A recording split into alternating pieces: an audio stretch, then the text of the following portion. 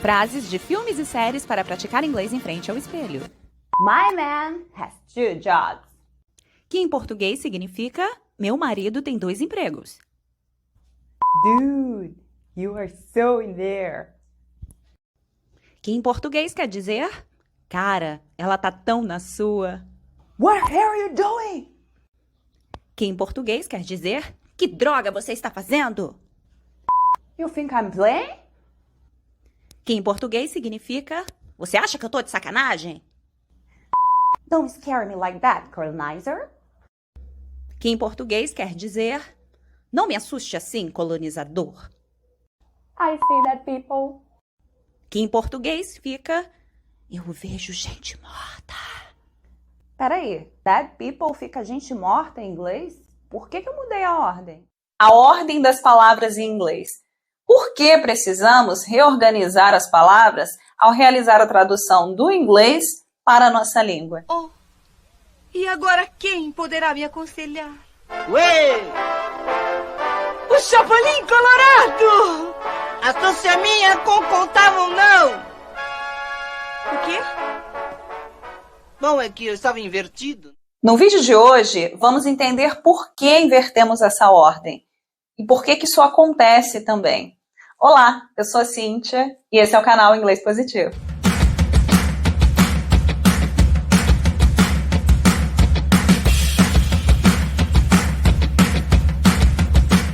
Vamos começar aqui com um quiz? Como você traduziria as seguintes sentenças para o português?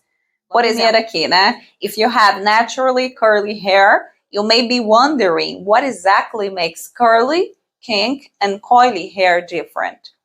E aí, olha aqui na tela, primeira ou segunda opção.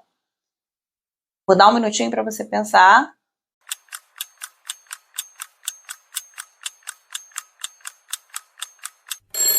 One eternity later. Bom, se você escolheu aqui a alternativa B, você acertou. No caso aqui, podemos entender essa sentença na nossa língua da seguinte forma. Se você tem cabelos naturalmente cacheados, pode estar se perguntando o que exatamente diferencia, né? Os cabelos cacheados, encaracolados e crespos.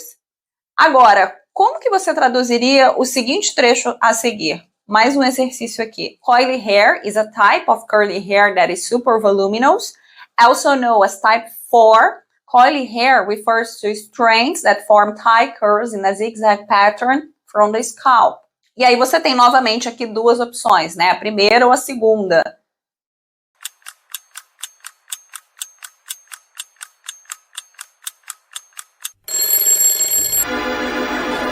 Pronto? Bom, se você escolheu a alternativa A, você acertou. Então, aqui a gente pode entender da seguinte forma, né? O cabelo encaracolado é um tipo de cabelo cacheado que é super volumoso, né? Também conhecido como tipo 4. O cabelo encaracolado, ele refere-se a fios que formam cachos apertados em um padrão de zigue-zague a partir do scalp, que é o couro cabeludo. E aí, o que a gente vai observar aqui com esses dois exemplos, né? Ao realizar a transposição da informação do português, né, para o português, nós precisamos fazer algumas adaptações aqui na ordem da frase. Aqui invertemos hair em curly e coily hair, que em inglês aparece no final da frase, mas em português, né, cabelo, aqui vira a primeira palavra. O mesmo vai ocorrer com o zigzag pattern, onde invertemos a ordem, né? E aí, em português, o pattern vai ali para a primeira palavra, né? E aí vira padrão em zigue-zague. Vamos dar uma olhada nessa tabela que mostra os diferentes tipos de cachos em inglês. Algo que muita gente não sabe, né? Pois só conhecem os tipos de cabelo de sempre. É straight, liso, né? Wavy, ondulado e curly, que é o cacheado em inglês. Bom, e aqui a gente olha na tabela, né? A primeira pergunta, né? What's your curl type? Que seria, poderia ser traduzido como qual é o seu tipo de cacho em português. Já ali no type 2, nós temos wavy, né? Ondulado. E ainda soft waves, que seriam ondas suaves, né, referente a cachos com ondas mais suaves. Wave, como já disse, né, ondulado. E deep waves, que seriam ondas mais profundas, né. Aí, lá no type 3, nós temos curly, que é cacheado, e aí os tipos, né? Soft curls, cachos que seriam mais macios, suaves, né? O curly, que é o cacheado, e o ultra curly, que seria o ultra cacheado, super cacheado. Na sequência ali, nós temos o coily, que entraria, então, o cabelo um pouco mais crespo, enrolado. Coily zigzag, que seria enrolado em zigue-zague. E ainda nós temos na tabela o tie coilet, que poderia ser traduzido, né, como literalmente enrolado, apertado, mas aqui seria extremamente enrolado. Então, perceberam que no português nós aqui fazemos uma inversão na ordem dos termos? E o que ocorre é que muita gente entra em desespero, né, ao ver isso, né, que precisa fazer essa série de processos, de procedimentos, né. E primeiro, como aprender isso, professora, e por que inglês é assim? E é muito comum que os estudantes de inglês se confundam na hora também de formular frases, não apenas de traduzir. E essa confusão se deve principalmente ao fato de que a maioria das pessoas, ela compara o inglês com a sua língua materna. No nosso caso aqui, o português. Eu quero pedir uma música. Que música você quer pedir? Eu quero pedir aquela. Tu queres uma maçã? Tu queres uma maçã? É. Mas essa música não existe? Existe sim. Essa daqui, ó.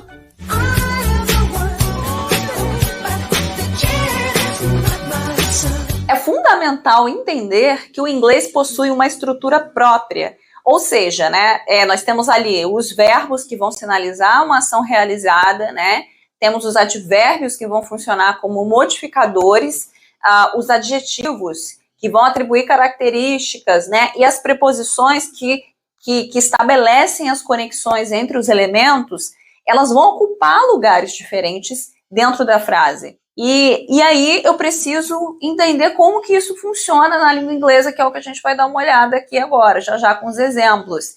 E em inglês acontece assim porque é uma língua com uma origem, história e desenvolvimento completamente diferentes da língua portuguesa. E por isso ela possui essas características próprias e diferentes da nossa língua. Não, eu não entendi, mas estou compreendendo. Por exemplo, em português dizemos, esta é uma casa bonita. Note que dizemos aqui casa bonita. A ordem é substantivo casa e adjetivo bonita. No entanto, em inglês ficará assim. This is a beautiful house. Então, no caso aqui, nós temos uma inversão, né? Primeiro o adjetivo, seguido do substantivo, né? Adjetivo beautiful e o substantivo, que em inglês eu chamo de noun, seria house. O mesmo vai ocorrer com um trecho a seguir. Por exemplo, type 3B hair has a medium amount of curls, ranging from bouncing ringlets to tie corkscrews, where the curls are the size of a marker. Então, no caso aqui, que em português ficaria da seguinte forma: o cabelo tipo 3 tem uma quantidade média de cachos, variando de anéis exuberantes ao tamanho de saca-rolhas apertados, onde os cachos são do tamanho de um marca-texto, né, que é um marker.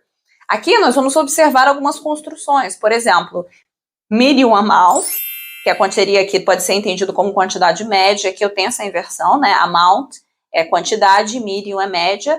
Tenho ainda o bouncing ringlets, que seriam anéis, né, e o bouncing exuberantes, e o tie corkscrews, que seriam saca-rolhas, né, tie é o apertado.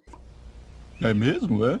Então, vocês vão observar, né, com esses exemplos, que os substantivos são frequentemente usados como parte de grandes grupos nominais. O que são grupos nominais? Grupos nominais são grupos de palavras que vão fornecer mais informações sobre pessoas, sobre lugares ou conceitos. E aí, o que é esse grupo nominal é que vai caracterizar também, e essas inversões vai acontecer também junto desses grupos nominais. E como que ele funciona? Ele é formado por um modificador, que eu vou chamar em inglês de modifier, e uma head word, que eu vou chamar de núcleo. Então, os grupos nominais serão compostos por esses elementos. O modificador ele vai classificar e fornecer mais informações sobre a palavra principal, o modifier. Já a head word, que é o núcleo, ela seria a palavra principal na frase, é a que aparece primeiro em português. No exemplo aqui, Internet Service Provider, Eu tenho aqui, então, provedor de serviços da internet. Então, provider vai ser a minha head word, minha palavra principal, que aparece primeiro em português. Que tipo de provedor, né, de serviços da internet? Então, esse vai ser o modifier, porque ele irá caracterizar a head word, que é a minha palavra principal. Got it! Got it! E o modifier é aquela palavra que vai descrever, né, que vai atribuir uma característica, uma qualidade para o substantivo, que é o foco da nossa frase. Por exemplo, I have short, kinky, dark brown hair. Hair é o meu substantivo, é o foco da frase. Tudo que vem antes caracteriza a minha head word, que é o meu núcleo. Então, short, kinky, dark brown são os modificadores usados para descrever o meu tipo de cabelo. Notou que em inglês a ordem foi invertida? Ou seja, usamos adjetivo mais substantivo. E é nesse momento que português e inglês possuem modos, formas diferentes de organizar sentenças. Preste atenção nas palavras em destaque a seguir, em que a head word será a última palavra e o modifier os termos que antecedem. The right product, então, que tipo de produto? Produto certo. Hair care routine, que tipo de rotina? De cuidados capilares ou cuidados com o cabelo. The Physics Research Department, que tipo de departamento de pesquisa em física. Box braids, braids são tranças, né? Tranças em caixa. Data management, que tipo de gerenciamento de dados? Data são dados. African American hair, que tipo de cabelo? Afro-americano. Armpit length hair, cabelo na altura do ombro. Greenhouse effect, que tipo de efeito? Greenhouse é a expressão usada para se referir a efeito estufa. E Knowles box braids, tranças de caixa, né, tranças em caixa sem nós. E por fim aqui, water table. Water table é a expressão que eu uso para lençol freático, em que table seria lençol, né, e water, lençol freático. Então, observamos aqui como que nesses exemplos, a head word, ela aparece ali como último termo em inglês e todos os termos que antecedem a head word caracterizam-se como modifiers.